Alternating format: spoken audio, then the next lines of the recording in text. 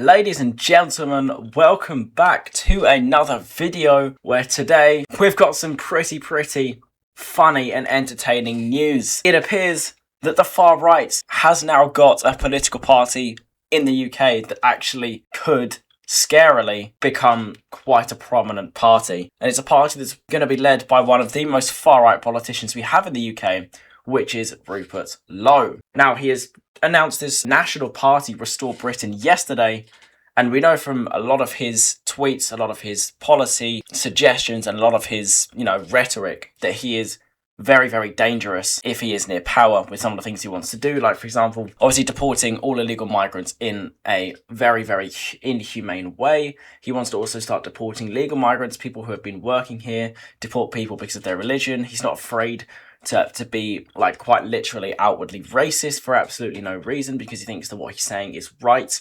And he's a very dangerous politician and a man who shouldn't really be anywhere near power in the UK. I mean, to put it into perspective, he was too far right for Reform UK, so they had to get rid of him. And now he's created a party in the UK, which it has already merged with Advance UK, and they've already got 40,000 members within their first day. And we're going to take a look at his introduction into the party here and just talk a bit about why this party shouldn't be anywhere near power and what we think is going to happen. Obviously, my name is Alex on Politics. I am independent and authentic, so I'm independent from any big news corporations and from any political party. And I'm also authentic, so I'll always give my honest opinion. Of course, guys, make sure to follow my TikTok and subscribe here. We're nearly at 300 subscribers here and 2,500 followers on my TikTok. Obviously, an additional thing, you could follow my Twitter, which is just here. I don't post as much on there. But yeah, let's go and take a look at his introduction to launching his new far-right party. I have chosen to speak to you today from the farm because places like this represent what proper Britain is about. By the way, this guy isn't really a farmer. I mean, he bought farming land for the sole purpose of making money from solar farms, by the way. I'm now going to dedicate my life to finding, organising, funding, and providing hundreds of qualified candidates to present qualified racists is what he means. The British people at the next general election. This process has already started, with invitations being issued to patriots in aligned political... Patriots, by the way. Patriots who clearly don't want the best of this country. I mean, he championed leaving the EU. That pretty much destroyed our country. How patriotic is that? It's not patriotic at all. Political parties reform the... And putting fear into the eyes of citizens within this country because of the rhetoric against all of these people. That's not being patriotic at all. We should respect everyone in this country, provided that they respect us. The men and women standing for Restore in that election will not be politicians. They'll be racists. I promise you that. And probably borderline fascists. Every single one will be from well outside the existing political establishment. This is coming from him, by the way, who is an ex-Conservative member and pretty much part of the establishment. But for the first time in a very long time, voters will have a genuine alternative which is truthful with them about the scale of what now has to be done. It's the same guy that, by the way, said we shouldn't aid children in Gaza because children always die in wars, by the way. Just letting you know. That was his justification for him saying we need to stop providing aid to children in Gaza because children die all the time in wars. It's sad, but it happens. There is no humanity to this man. Restore Britain will not just stop mass immigration, we will reverse it. Remigration. Oh my God. This is the rhetoric that certain parties were using in times a few years ago, which were very unstable. If you are in this country without our permission, you will be removed. And granting asylum gives you permission to be in this country, so we'll see how he works with that. Far more people must leave Britain than arrive. Wow. Oh yeah, that's going to be great for our public services and everything else in this country. That's going to be great for our economy. Yeah, let's kick out loads of the working people and then hope that the economy improves. Yeah, nice one, Rupert.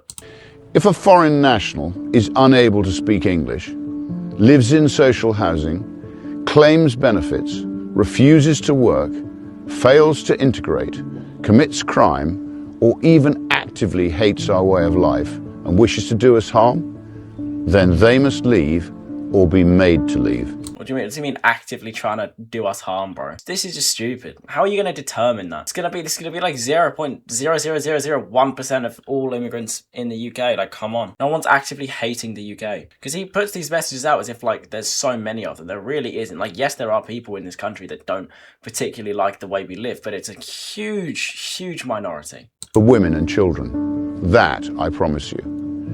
If that means millions... Oh, so you're going to get rid of your friend McMurdoch, the ex-Reform UK MP who beat up his girlfriend back in the day. Go, then millions go.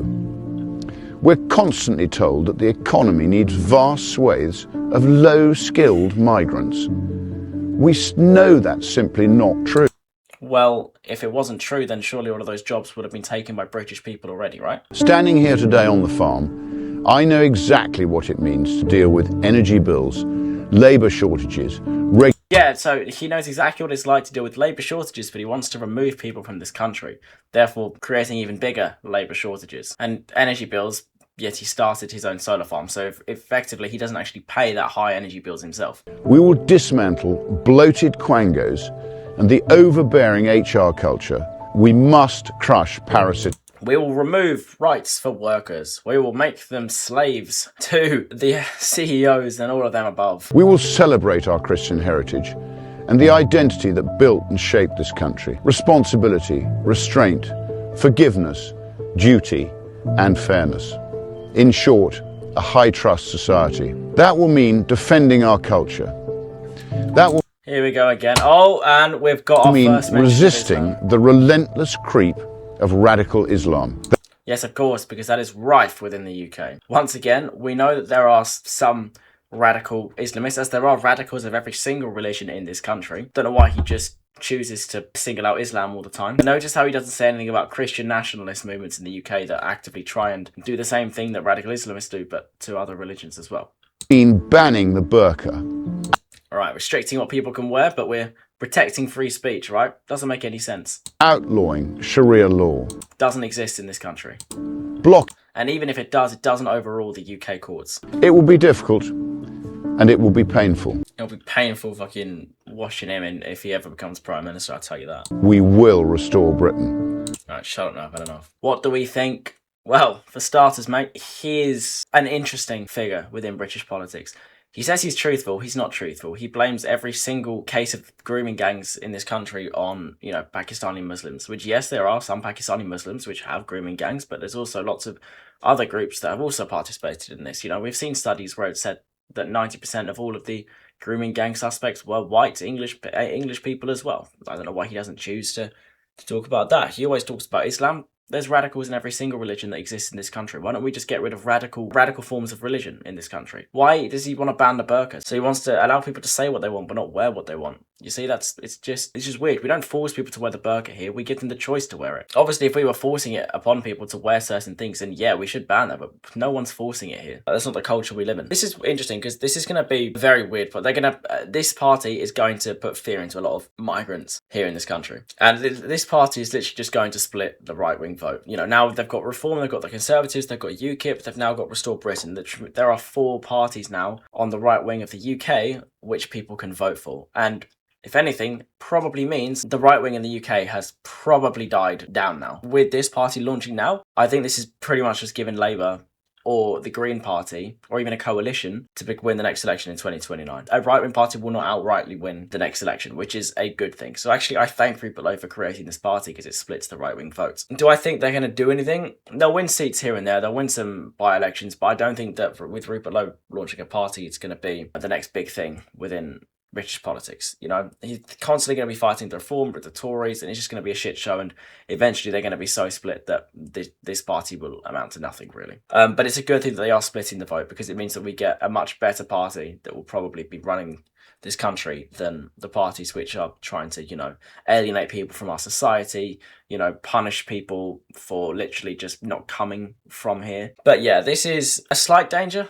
because we're giving him even more of a platform now because he's got a party, and it will be giving people like him and people who are worse than him a platform because they'll be running for seats and stuff. Obviously, we're going to scrutinize him as much as possible because he doesn't deserve to be anywhere near power. Let me know what you guys think down in the comment section below, whether this will be a successful party, whether it will just be, you know, an echo chamber, or it will just promote the far right and all of their views. And let me know if you think they're going to win the next election. Of course, guys, my name is Alex on Politics. Make sure to follow my TikTok and my YouTube here, and I will see you in the next video.